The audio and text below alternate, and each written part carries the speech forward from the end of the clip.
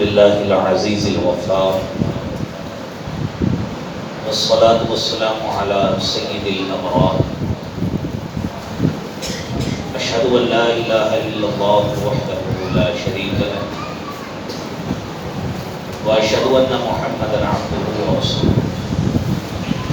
اللهم انفعنا بما علمتنا وعلمنا ما ينفعنا وزدنا علما أعوذ بالله السميع العليم من الشيطان الرجيم بسم الله الرحمن الرحيم فمن تطوع خيرا فهو خير له جو شخص بھی تطوع خوشی کے ساتھ کوئی بھلائی کرتا ہے، کوئی نیکی کرتا ہے، فَهُوَ خَيْرٌ لَهُ، وہ نیکی اس کے لیے بہتر ہے۔ حضرات دی وقار، ہم سارے لوگ شریعت محمدیہ صلی اللہ علیہ وآلہ وسلم کے فالوور ہیں، پیروکار ہیں۔ اس شریعت کی یہ خاصیت ہے کہ لیلوہا کا نہاریہا، کہ اس کی راتیں بھی اس طرح روشن ہیں جس طرح اس کے دن روشن ہیں۔ لا یزیغ عنہا الا ہالک،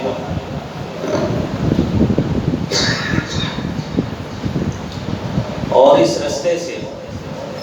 اس شریعت سے پہلو تہی وہی اختیار کرتا ہے جس کے مقدر میں تباہی اور ہلاکت لکھ دی گئی ہے۔ یہ میری اور آپ کی بڑی سعادت اور خوش بختی ہے کہ ہم نے ابھی اللہ رب العالمین کے حضور نماز ادا فرمائی، سب لوگوں نے۔ دعا بھی ہے کہ اللہ کریم ہمارے مسجد میں آنا اپنی بات فرمائے۔ یہ روئے زمین پر سب سے بہترین جگہیں ہیں۔ آپ صلی اللہ علیہ وسلم نے فرمایا ہے احب البلاد الی اللہ مساجدها، کہ روئے زمین پر سب سے بہترین جو جگہیں ہیں وہ اللہ رب العالمین کی مساجد ہیں۔ ورنہ دنیا میں ابھی بھی آپ کے پاس بازار مارکیٹ ہے، سینکڑوں لوگ ایسے ہی کرتے ہیں جنہیں احساس تک نہیں ہے کہ مساجد بھی موجود ہیں، اذانیں بھی ہوئی ہیں، تکبیرات بھی ہوئی ہیں، جماعت بھی کھڑی ہوئی ہے، لیکن دنیا وہیں کی وہیں ہے۔ اللہ کریم ہمیں مسجد میں حاضری پر اسی طرح استقامت عطا فرمائے۔ حضرات، رمضان کی آمد ہے اور ابھی 4-5 دن اس میں باقی ہیں، تو اس رمضان کی مناسبت سے اور کچھ عبادات کے حوالے سے کچھ باتیں عرض کرنا ہے۔ آپ نے علماء سے اکثر یہ بات سنی ہوگی کہ رمضان المبارک میں اللہ رب العالمین کی طرف سے جو نیکیوں کا ایک موسم بہار کی صورت میں لگتا ہے، آپ علیہ الصلوۃ والسلام نے فرمایا کل عمل ابن آدم یضاعف الحسنۃ بعشر امثالها الی 700 ضعف۔ یہ رمضان المبارک ہے، اس کی کیفیت اور عام دنوں کی کیفیت آپ قرآن کریم کی اس آیت کو ملاحظہ فرمائیں جس میں اللہ رب العالمین نے فرمایا ہے من جاء بالحسنۃ فلہ عشر امثالها ومن جاء بالسیئۃ فلا یجزى الا مثلها وهم لا یظلمون۔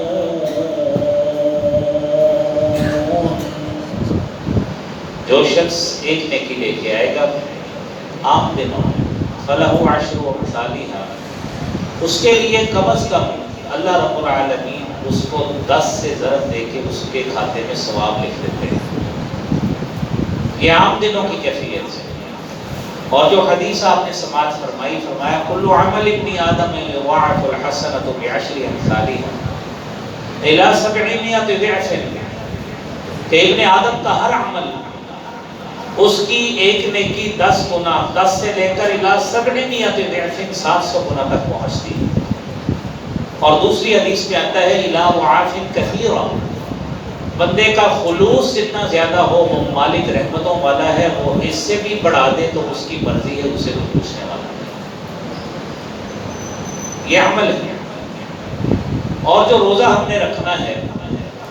آپ اس روزے کی حیثیت کو بھی ملاحظہ فرمائیں۔ نبی اکرم صلی اللہ علیہ وآلہ وسلم نے نفلی روزے کے حوالے سے ایک عام کیفیت پہ جو آپ صلی اللہ علیہ وسلم روزہ رکھتے تھے، سوموار کا رکھ لیا، جمعرات کا رکھ لیا، ایام 20 کا روزہ رکھ لیا،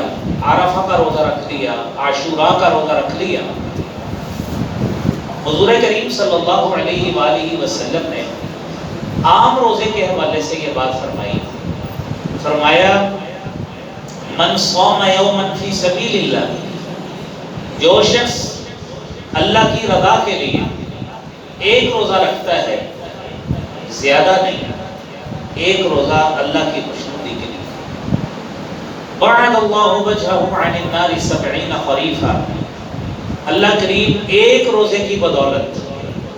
کتنی نیکیاں عطا فرمائیں گے؟ بعد اللہ وجہہ عن النار 70 خریفا، اللہ کریم اس بندے اور جہنم کے درمیان 70 سال کی مسافت اور سفر پیدا کر دے۔ یہ ایک روزے کی کیفیت ہے۔ اور رمضان کا روزہ کتنا بڑا ہے کہ دنیا میں انسان اپنی گنتی جو اس کو کاؤنٹنگ یاد ہے اس کے مطابق وہ چیزیں اپنی طے کرتا ہے،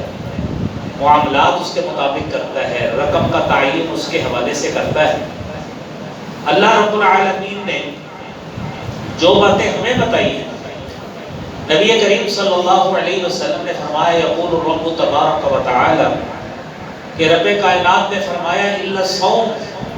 کہ عام نیکیوں کی جتنی مرضی نیکیاں ملیں 700 گنا تک ملیں گی، الا الصوم، سوائے روزے کے، فإنه لی وأنا أجزی بہ، کیونکہ روزہ اتنی بڑی عبادت ہے کہ کیونکہ اس عبادت کا یا بندہ رکھنے والے کو علم ہے یا مجھے علم ہوتا ہے، اس لیے میں کتنی بڑی جزا دوں گا اس مالک کو پتا ہے، بندہ اس کا حساب ہی نہیں لگا سکتا۔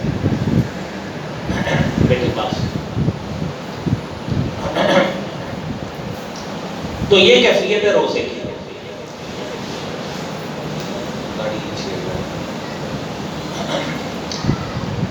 روزے کی کیفیت یہ ہے۔ اور روزے کے بعد یہ رمضان کا مہینہ ہے، نبی محترم صلی اللہ علیہ وسلم نے فرمایا وَهُوَ شَهْرُ الْمُوَاسَاةِ، یہ غم گساری کا مہینہ ہے، جہاں پہ غم گساری ہم نے اپنے عزیزوں اقارب، دوست احباب، اہل علاقہ، اہل محلہ، ان لوگوں کی کرنی ہے۔ اس غم گساری سے پہلے ساتھ ساتھ ہمیں یہ بھی چیز ذہن میں رکھنا ہے کہ نبی کریم صلی اللہ علیہ وآلہ وسلم نے فرمایا ہے، 3 احادیث ہیں جو آپ اکثر ہر رمضان میں علماء سے سنتے ہیں، کہ من صام یوما، کہ جس شخص نے روزہ رکھا، ایمانا واحتسابا، ایمان کی حالت میں ثواب کی نیت کے ساتھ، غفر لہ ما تقدم من ذنبہ، تو اس کے پچھلے گناہ معاف ہو جاتے ہیں۔ اور پھر دوسری حدیث، من قام رمضان ایمانا واحتسابا، جس نے رمضان کا قیام کیا ایمان کی حالت میں ثواب کی نیت کے ساتھ، غفر لہ ما تقدم من ذنبہ، اس کے بھی گناہ معاف ہو جاتے ہیں۔ اور آپ نے فرمایا من قام لیلۃ القدر ایمانا واحتسابا، جس نے لیلۃ القدر کا قیام کیا ایمان کی حالت میں ثواب کی نیت رکھتے ہوئے، اس کے بھی سارے گناہ اللہ کی طرف سے معاف کر دیے جاتے ہیں۔ اب یہ مہینہ جہاں پہ ہم نے رمضان کے روزے رکھنے ہیں، اللہ کی رحمت سے ساز مستفید ہونا ہے کہ آپ کی رحمت کے حصول کی تلاش میں، اس کا حصول بھی اور اس کی تلاش میں بھی اپنی اتنی تقویٰ کرنی ہے کہ بندے کو اللہ کی رحمت کا احساس ہونا چاہیے کہ اس مالک کی رحمت اس رمضان میں اتنی زیادہ وسیع ہے کہ اللہ رب العالمین قرآن میں بیان فرماتے ہیں وَسَارِعُوا إِلَى مَغْفِرَةٍ مِّن رَّبِّكُمْ وَجَنَّةٍ عَرْضُهَا كَعَرْضِ السَّمَاءِ وَالْأَرْضِ، کہ جنت ایسی ہے، فرمایا سارعوا إِلَى مَغْفِرَةٍ، اپنے رب کی طرف سے جو مغفرت کا پیکج آیا ہے اس کی طرف جلدی کرو، بھاگو دوڑو اس مغفرت کی طرف۔ حضرات اب دیکھیے ہماری جو کیفیت ہے، میں کم از کم اپنی کیفیت بیان کرتا ہوں، گناہگار آدمی ہوں، زندگی میں کئی کوتاہیاں، کئی نہیں بے شمار کوتاہیاں ہوتی ہیں، اعمال کی کوتاہیاں ہوتی ہیں، عبادات کی کوتاہیاں ہوتی ہیں۔ تو رب العالمین نے اس حوالے سے ہمیں ترغیب دی ہے، فرمایا سارعوا الی مغفرۃ من ربکم، اور یہ صرف اس مہینے سے یہ خاص نہیں ہے، یہ تو 12 مہینوں سے خاص ہے، لیکن چونکہ اس مہینے میں بندے کا ایک موڈ بن جاتا ہے، ایک ذہن بن جاتا ہے کہ میں نے اپنے رب کی رحمتوں کا حصول اس کے لیے میں لگا ہوں، جتنی رحمتیں مل جائیں میرے لیے اتنی ہی کم ہیں، لہذا اس مزاج کے بنتے ہوئے وہ بندہ جب اس طرف لگتا ہے تو میرا رب کہتا ہے کہ سارعوا الی مغفرۃ من ربکم، کہ اپنے رب کی طرف مغفرت میں جلدی کرو، وجنت، اور اس جنت کی طرف دوڑو، سبقت کرو، جلدی کرو، عرضھا کعرض السماء والارض، جس کی چوڑائی صرف اتنی ہے جتنا آسمان اور زمین ہے۔ اب حضرات دیکھیے، ہمارے ہاں مختلف یونیورسٹیز میں جیولوجی ڈپارٹمنٹ موجود ہے، محکمہ ارضیات، زمین کی پیمائش اس کا قطر معلوم کر لیا۔ آج تک جتنے سائنٹسٹ بھی آئے پاکستان نہیں پورے اقوام عالم سے، کوئی سائنٹسٹ آج تک یہ بتانے میں کامیاب نہیں ہو سکا کہ اللہ رب العالمین نے آسمان جو ہمارے اوپر نیلی چھت نظر آتی ہے اس کی پیمائش کی، اس کا سینٹر کہاں پہ ہے، اس کا مرکز کہاں پہ ہے، اس کا نیوکلس کہاں پہ ہے، کوئی علم نہیں ہے۔ میرے رب نے جو ہمارا ذہن بنایا ہے اپنی مغفرت کی طرف، اپنی رحمت کی طرف، کہ رمضان کا مہینہ ہے لہذا سبقت کرو اس رب کی رحمت کی طرف، مغفرت کی طرف اور جنت کی طرف، جس جنت کی چوڑائی صرف اتنی ہے کعرض السماء والارض، جس طرح آسمانوں اور زمین کی ہے۔ اب انسان اپنے ذہن میں سوچتا رہے کہ آسمان کی چوڑائی کتنی ہے، نہ اس کو اس کے آغاز کا علم ہے، نہ انتہا کا علم ہے، نہ سینٹر کا علم ہے، نہ اس کی کسی طرف کا علم ہے کہ اس کا آغاز کہاں سے ہوتا ہے اور انتہا کہاں ہوتی ہے۔ لیکن میرا رب، اس نے یہ وعدہ ضرور کیا ہے کہ میں نے تجھے اتنی بڑی جنت دینی ہے، اتنا بڑا تجھے مقام دینا ہے، اتنا بڑا اعزاز دینا ہے کہ وہ جنت دوں گا جس کی چوڑائی اتنی ہے، اب لمبائی کو انسان سوچتا رہے کہ وہ کتنی ہو۔ میرے رب کی رحمت اتنی وسیع ہے۔ میرے بھائیوں، جہاں پہ اس رمضان میں ایک اہم کام روزے رکھنا ہوتا ہے، قیام اللیل کرنا ہوتا ہے، اور قیام اللیل کے حوالے سے حضرت عبداللہ ابن عمر رضی اللہ تعالی عنہما کی حدیث ہے، نبی کریم صلی اللہ علیہ وسلم نے حضرت عبداللہ کو نصیحت فرمائی، صلی رکعتین رکعتین، کہ آپ دو دو رکعتیں کر کے اس نماز کو، تہجد کی نماز کو، رات کے قیام کو کیا کریں، عام کیفیات میں بھی، عام دنوں میں بھی، اور رمضان المبارک میں نبی کریم صلی اللہ علیہ وآلہ وسلم نے آخری عشرے میں 3 رات آپ نے جماعت کے ساتھ قیام کرایا ہے۔ ایک رات آپ نے عشاء کے فوری بعد کرا دیا، ایک رات آپ نے مڈ نائٹ رات کے وسط میں کرا دیا، اور ایک رات آخری رات کے آخری پہر میں کرایا۔ اتنی دیر ہو گئی، صحابہ کرام بیان کرتے ہیں کہ ہمیں یہ خدشہ ظاہر ہو گیا کہ شاید ہماری کہیں سحری ہی فوت نہ ہو جائے، اتنا لمبا آپ نے قیام کرا دیا۔ آپ چوتھی رات، 29ویں رات کی، صحابہ کرام مسجد نبوی میں موجود تھے، لیکن رسالت مآب صلی اللہ علیہ وآلہ وسلم تشریف نہیں لائے۔ صحابہ نے پوچھا، اللہ کے رسول آپ کیوں نہیں آئے؟ رمضان کا اتنا بڑا عمل اپنے طور پہ انہیں شوق تھا۔ آپ نے فرمایا مجھے علم تھا کہ تم مسجد میں جمع ہو گئے ہو، لیکن خشیت ان تفترض علیکم، کہ میں اس خدشے سے نہیں آیا کہ اگر میں آج بھی آ گیا، خدشہ تھا کہ تمہارے اوپر فرض نہ ہو جائے، تم سے ادا نہیں ہوگی۔ میرے نبی رحمت صلی اللہ علیہ وسلم اتنے سراپا رحمت ہے، ہمارا احساس تھا، لیکن اس کے باوجود ہم اس نماز کو قائم کرنے میں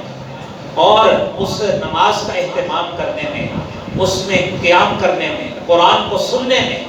میرے بھائیوں ہمیں کتنا زیادہ شوق ہے وہ ہمیں خود 2-4 دنوں میں رمضان میں پتہ لگتا ہے کہ پہلے 2 دن اچھا رش پڑا، سارا کچھ ہوا، لیکن بھائیوں یہ ذہن میں رکھیے، رات کا قیام کریں گے کتنا بڑا ثواب ملے گا۔ نبی کریم صلی اللہ علیہ وآلہ وسلم کی حدیث مبارکہ ہے، لیکن اس سے پہلے آپ قرآنی آیات سنیے کہ جب رمضان کا ایک اہم عمل ہم رات کا قیام کریں گے، اللہ رب العالمین سے کیا ملے گا؟ تتجافى جنوبهم عن المضاجع يدعون ربهم خوفا وطمعا ومما رزقناهم ينفقون۔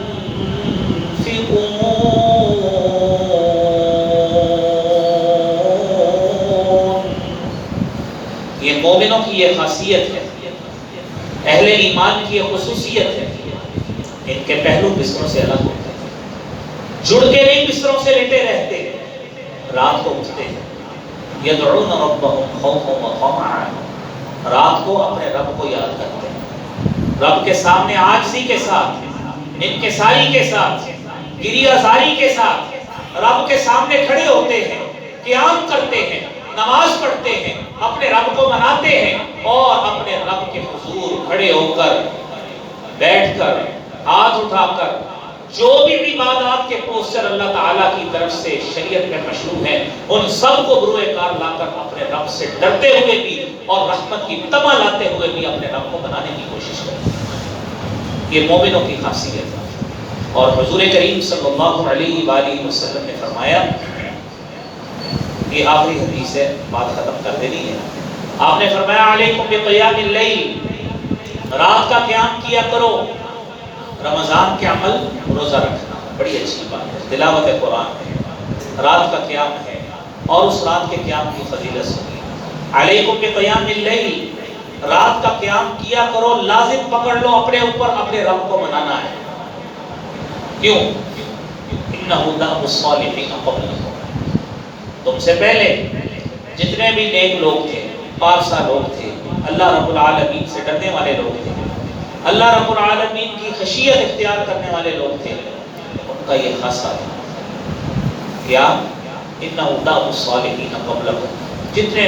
نیک لوگ تھے، آج ان نیک لوگوں کا نام اللہ کریم ہماری زبان پہ مساجد میں تذکرہ کرنے کے لیے لاتے ہیں، تو اس کی بنیادی وجہ یہ وجہ ہے کہ انہوں نے رات کا قیام کر کے اپنے رب کا قرب حاصل کیا۔ اور حضرت سہل بن سعد رضی اللہ تعالیٰ عنہ، جامع ترمذی کی حدیث ہے، آج ہم دنیا میں میرے بھائیوں عزت، شرف اور منقبت چاہتے ہیں، میرے نبی محترم صلی اللہ علیہ وسلم نے فرمایا وَاعْلَمْ أَنَّ شَرَفَ الْمُؤْمِنِ قِيَامُ اللَّيْلِ، مومن اگر شرف چاہتا ہے، فضیلت چاہتا ہے، عزت چاہتا ہے، تو قیام اللیل کرے، رات میں اپنے رب کے سامنے کھڑا ہو، قرآن سنے، پڑھے، مسجد میں پڑھے، گھر میں پڑھے، قرآن سنے، مسجد میں اہتمام ہے، مسجد میں آئے، تو اللہ رب العالمین کے ہاں کتنا اس کو شرف ملے گا، یہ نبی محترم صلی اللہ علیہ وسلم نے حدیث میں 4 باتیں۔ رات کا قیام کرو، پہلی وجہ، اِنَّ دأب الصَّالِحِینَ قَبْلَکُم، تم سے پہلے نیک لوگوں کی صفت ہے۔ دوسری بات، وَمُكَفِّرَةٌ لِلْآثَامِ، گناہوں کے کفارے کا ذریعہ۔ رات اللہ کے سامنے کھڑے ہوں گے، رات کے مختلف پہر میں، مختلف اوقات میں میرے رب کی رحمت جوش میں آئے گی۔ مَن يَسْتَغْفِرُنِي فَأَغْفِرُ لَهُ، کون ہے جو مجھ سے مغفرت مانگنے والا ہو، میں اسے معاف کروں۔ جب یہ اللہ کا بندہ اپنے رب کے سامنے کھڑا، ہاتھ باندھ کر رب کے سامنے رحمت کی امید لگائے ہوئے اور قیام کیے ہوئے رب کے سامنے ہوگا، تو میرے رب کی رحمت یقینی بات ہے کہ اس شخص کے بھی گناہوں کو معاف کرے۔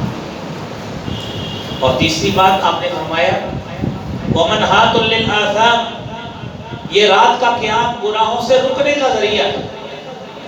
بندہ دنیا میں دن میں 100 غلط خیال، تصورات ذہن میں آتے ہیں، میں یہ بھی کام غلط کر لوں، یہ بھی کر لوں، سوچتا ہے میں نے رات کو رب کے سامنے کھڑا ہونا ہے، جس منہ سے اللہ کے سامنے کھڑا ہونا، رات کو اللہ کے سامنے میں نے قیام کرنا ہے۔ اللہ کے برگزیدہ لوگ یہ کرتے ہیں، اللہ کی طرف سے نیک پارسا لوگ قیام کرتے ہیں، میں اپنے رب کے سامنے کس منہ سے جاؤں گا؟ اگر دنیا میں دن میں سارا دن غلط کام کرتا رہا، لہذا مجھے شرم آئے گی، لہذا میں غلط کام ہی نہیں کرتا۔ یہ رات کا قیام اس کا ذہن یہ بنا دیتا ہے۔ اور آخری بات آپ نے فرمایا وَهُوَ قُرْبَةٌ إِلَىٰ رَبِّكُمْ، یہ تمہارے رب کے قرب کا ذریعہ۔ تم رات کا قیام کرو، اللہ رب العالمین کے نزدیک ہو جاؤ گے، اللہ کی گڈ بکس میں آ جاؤ گے، اللہ کے مقربین میں آ جاؤ گے، اور مقربین وہ بندے ہوتے ہیں۔ آپ تصور کیجئے قرآن کریم میں اللہ تعالیٰ نے حضرت موسیٰ علیہ السلام کی مثال دی ہے کہ جب حضرت موسیٰ علیہ السلام نے فرعون کے سامنے معجزات الہیہ رکھے تو فرعون نے اپنے جادوگروں کو بلایا کہ اس کا توڑ کرنا۔ قرآن کریم میں 9ویں پارے میں، 19ویں پارے میں، 12ویں پارے میں یہ تذکرہ موجود ہے۔ بات ہوئی تو اس کے جادوگروں نے آ کے کہا ہم ٹھیک ہے موسیٰ کا مقابلہ کرتے ہیں، اِنَّ لَنَا لَأَجْرًا إِن كُنَّا نَحْنُ الْغَالِبِينَ، کیا ہمیں اجر ملے گا، کیا ملے گا، انعام کیا ملے گا اگر ہم نے موسیٰ کو ہرا دیا۔ فرعون کہتا ہے اِنَّكُمْ إِذًا لَمِنَ الْمُقَرَّبِينَ، تم میرے مقرب بندوں میں آ جاؤ گے، میرے دربار میں آ جاؤ گے، میرے وزیر اور مشیر بن جاؤ گے۔ اور آپ دنیاوی حکومتوں کا تصور دیکھیے کہ جو لوگ اس اقتدار کے نشے میں دھت ہیں، آج ان کو اقتدار کے علاوہ کچھ سجائی نہیں دیتا، دنیا پہ زمین پہ پاؤں ان کے نہیں لگتے۔ میرا رب جس کو مقرب بنا لے گا قیامت کے روز، اس کو دنیا کی اور کون سی چیز۔ اس لیے بھائیوں، یہ رمضان کی تیاری کے حوالے سے ہمیں اس کی تیاری ذہنی اعتبار سے اور روحانی اعتبار سے اپنے ذہن کو پاکیزہ رکھتے ہوئے اپنی اولاد کو، اپنی بیوی کو، بچوں کو، اپنے ارد گرد کے احباب کو، کہ جس طرح حدیث میں آتا ہے کہ اللہ کے رسول صلی اللہ علیہ وسلم اپنی کمر کس لیتے تھے، تو یہ کام ہمیں رمضان میں کرنا چاہیے۔ اللہ کریم مجھے بھی، آپ کو بھی اپنی بہترین رحمت کے حصول کی اللہ توفیق عطا فرمائے۔ وآخر دعوانا